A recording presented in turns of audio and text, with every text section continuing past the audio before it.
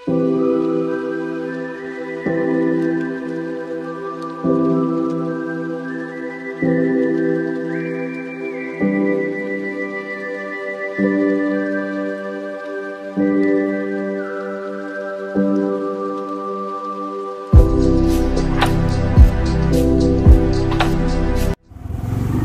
এখন বর্ষপানির দিকে যাচ্ছি। বর্ষপানি একটা অববিট জায়গা, দেখছেন পুরোটাই জঙ্গল। জঙ্গলের ভেতরে অনেকখানি আমরা ঢুকে এসেছি। এখনো এখান থেকে প্রায় 5 কিলোমিটার যেতে হবে।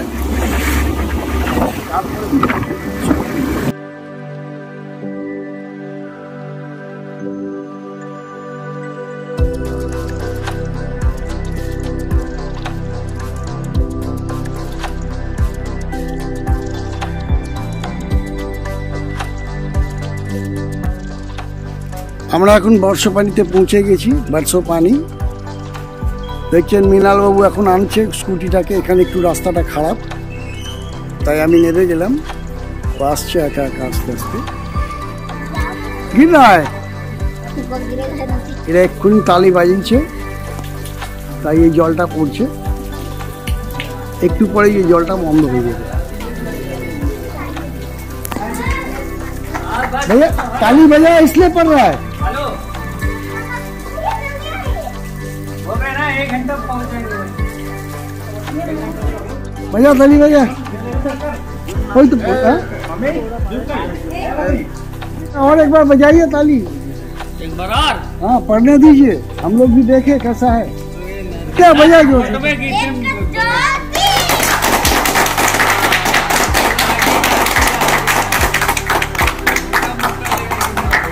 वही गिरा।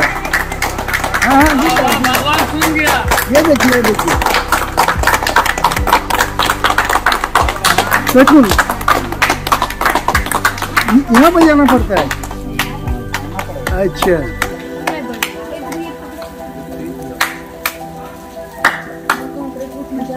देखो स्लो होगी। हाँ हम चल देंगे। ताली वाला रिकॉर्डिंग बॉक्स लगा नहीं, कुछ तो है भाई, ऐसे तो ऐसे नहीं होता। अभी देखिए ना, इधर सूखा है पूरा। वही तो बात बोल रहे, कुछ तो है।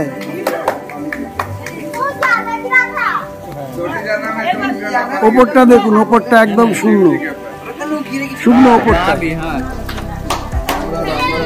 ऊपर में पूरा सूखा हुआ है, अंदर में ताली बजाने के बाद में पानी आता है।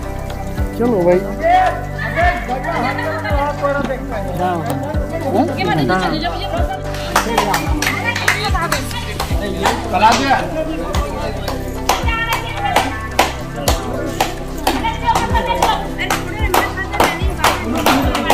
मारो जल्दी जल्दी मारिए एकदम ताली।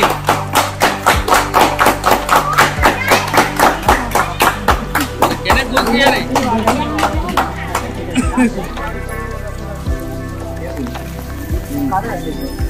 তাতে কি চোট না।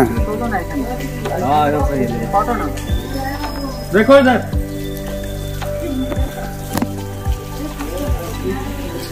ওপরটা তুলেছিস, ওপরটা পুরো শুকনো, হাততালি বাজারে ভেতর দিয়ে জল পড়ছে।